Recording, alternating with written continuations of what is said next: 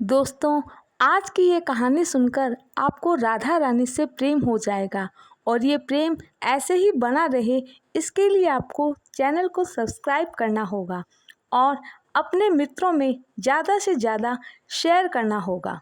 कमला अपने 10 वर्षीय बेटे राघव के साथ बहुत खुश थी। वह जैसा भी था, कमला को कोई शिकायत नहीं थी। भगवान से बहुत ही पूजा पाठ और मन्नतों के साथ राघव का जन्म हुआ था। राघव का बचपन से ही एक हाथ, एक पैर और मुंह टेढ़ा था। राघव को प्यार से सभी राघु कहते थे। राघव ने जब से बोलना सीखा, यूं तो वह बोल नहीं पाता, उसे एक एक शब्द को बोलने के लिए बहुत ही समय लगता था। लेकिन जो भी थोड़ा बहुत बोलता, उसमें से सबसे ज्यादा वो यही बोलता, राधा रानी के चरण। बस यही शब्द उसकी जीहा पर रहते थे। वह दिन में 7-8 बार यही शब्द दोहराता और इसको दोहराने में वह बहुत समय लेता था। रात को सोते वक्त भी ना जाने उसको कैसा स्वप्न आता, कौन उसे स्वप्न में दिखाई देता कि वो एकदम से उठकर जोर जोर से रोने लगता और अटकते अटकते बस यही बोल पाता, राधा रानी के चरण। घर वाले कुछ भी समझ नहीं पाते।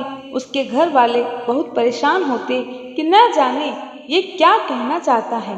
डॉक्टर, वेद सभी को दिखाया, लेकिन सभी एक ही बात कहते, बोलने की कोई उम्मीद नहीं है। बस आप सभी भगवान पर भरोसा रखें। एक बार स्वप्न देखकर उसकी नींद टूट जाती तो दोबारा वह सो नहीं पाता। कमला यह सोचकर बड़ी दुखी हो जाती कि उसका बेटा उससे कुछ कहना चाहता है और मैं समझ नहीं पाती हूँ। अपने मन को कमला कचोट कर रह जाती, क्योंकि वह ढंग से नहीं बोल पाता, ना ही अपनी बात समझा पाता है। एक दिन राघव की मौसी उसके घर आई तो राघव की माँ ने अपनी परेशानी उसको बताई। राघव की मौसी बोली कि राधा रानी के बारे में कुछ कहना चाहता है, तुम एक बार इसको बरसाना धाम ले जाओ, शायद वहां जाकर इसको थोड़ा सुकून मिले।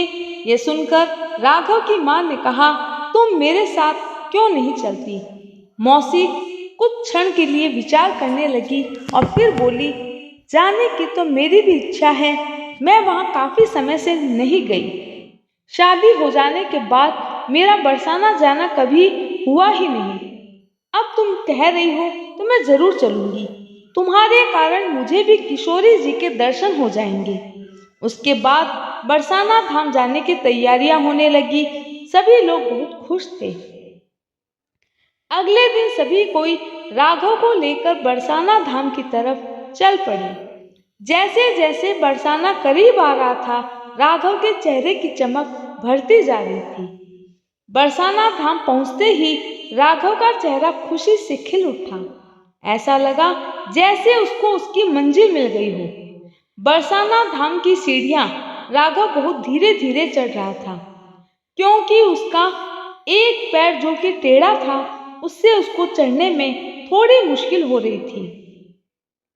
आज बरसाने में काफी धूम मची थी। शायद बरसाना में कोई उत्सव चल रहा था, जिससे सीढ़ियों में काफी भीड़ थी।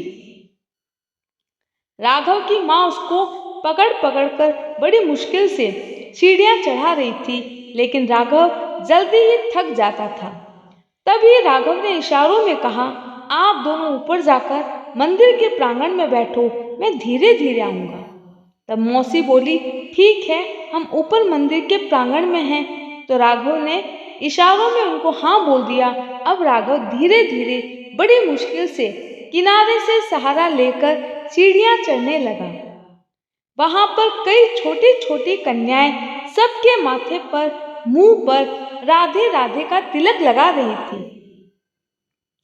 तभी एक छोटी सी कन्या राघु के पास आई और बोली, ये तू कैसे टेढ़ा चल रहा है? यहाँ टेढ़ों का कोई काम नहीं। टेढ़ों तो सिर्फ यहाँ एक ही है, वो है हमारा नंदलाल कान्हा।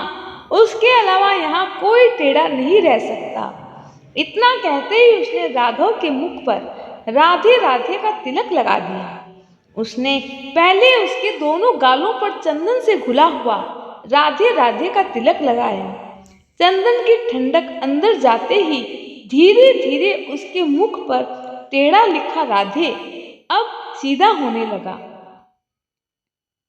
और देखते ही देखते राघव का मुख एकदम से सीधा हो गया।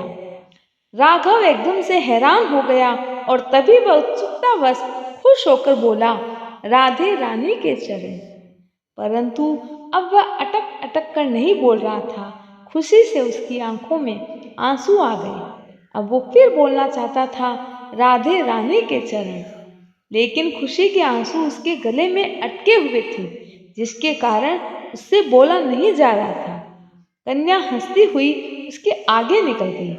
वह 2-4 सीढ़ियां उसके आगे आगे चल रही थी। तभी अचानक से उस कन्या ने, जो कि बहुत ही सुंदर घाघरा चोली पहनी हुई थी, उसके पैर में उसका घाघरा अटक गया और वह एकदम से सीढ़ियों से गिरने लगी। राघव उसके पीछे पीछे चल रहा था। तभी अचानक से राघव पूरा जोर लगाकर उसकी तरफ भागा और उसने भागकर अपने हाथों से कन्या के हाथ को जोर से पकड़ लिया और उसको गिरने से बचा लिया। तभी कन्या एकदम से मुस्कुरा के बोली, अरे ओ टेढ़ो, हो गयो ना एकदम सीधो।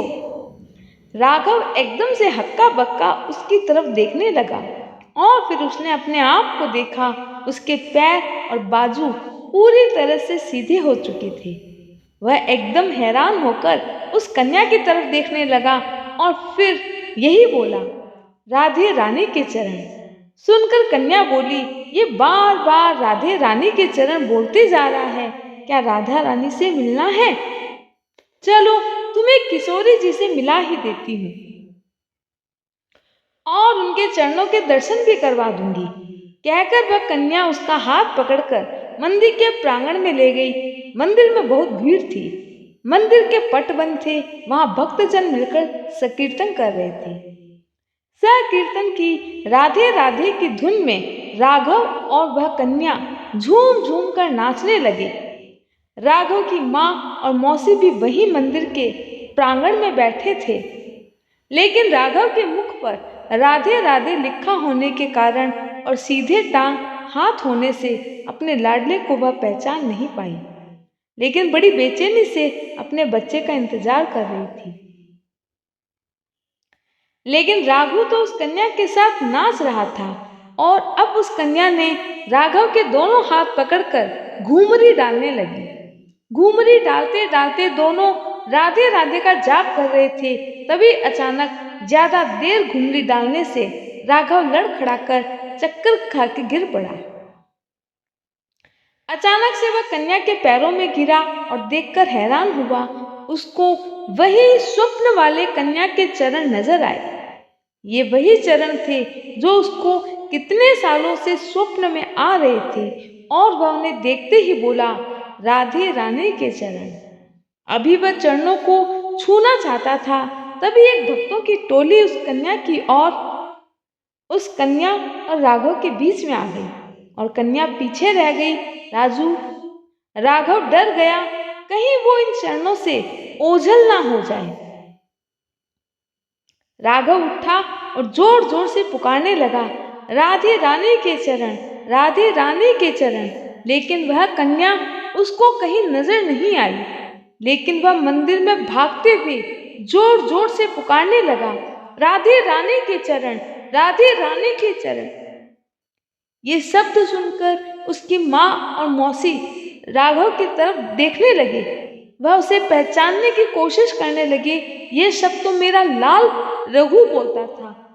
तभी उनको रघु पहचान में आया और उसके पास आकर बोली, अरे राघव, तू ठीक हो गया, तू तो बोल सकता है। लेकिन राघव को तो कोई होश नहीं था।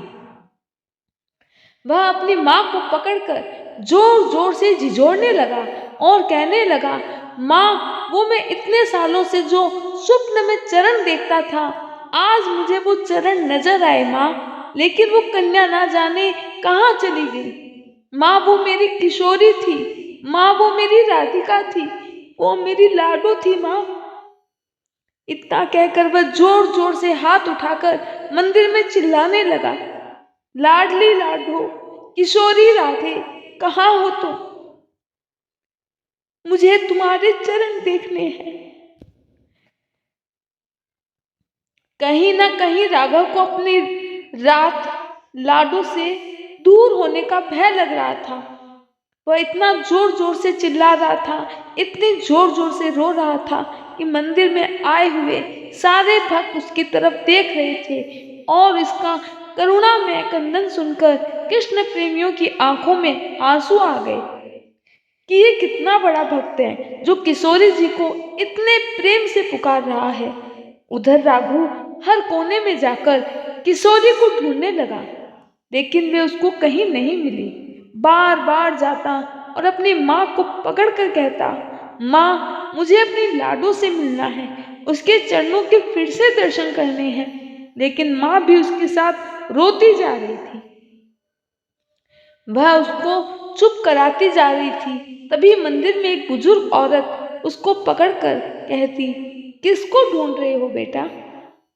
तो उसने कहा, अपनी लाडो को माँ। तो उसने कहा, यहाँ कहाँ ढूंढ रहे हो? वो देखो सामने लाला के साथ हमारी किशोरी जी तो है, उनके दर्शन भी कर लो। राघव आंखों को पहुंचता हुआ मंदिर की तरफ गया और उसने देखा लाला जी के साथ किशोरी जी खड़ी है। जब उसने किशोरी जी के चरणों को देखा तो कन्या के चरण थे और जो चरण उसको स्वप्न में नजर आते थे वही चरण लाडलो रानी राधा रानी के थे। वह जोर जोर से ऊंची ऊंची छलांग लगाकर बोलने लगा, राधे रानी के चरण, राधे रानी के चरण, और साथ साथ में गोल गोल घूम घूम कर जोर जोर से किशोरी जी के जयकारे लगाने लगा और बाहें फैलाकर किशोरी जी को अपने पास बुलाने लगा। तभी अचानक से किशोरी जी के गले से हार उतरकर राघव के गले में पड़ गया। मंदिर में खड़े सभी भक्तजन नजारा देखकर राघव की भक्ति और किशोरी जी का वात्सल्य देखकर भाव विभोर हो उठे और जोर जोर से राधे राधे का जयकारा लगाने लगे। राधे रानी की चरण, राधे रानी के चरण, बोलो राधे रानी की जय। दोस्तों मेरे इस वीडियो को जरूर ज्यादा से ज्यादा शेयर करें। बोलो राधे रानी की जय।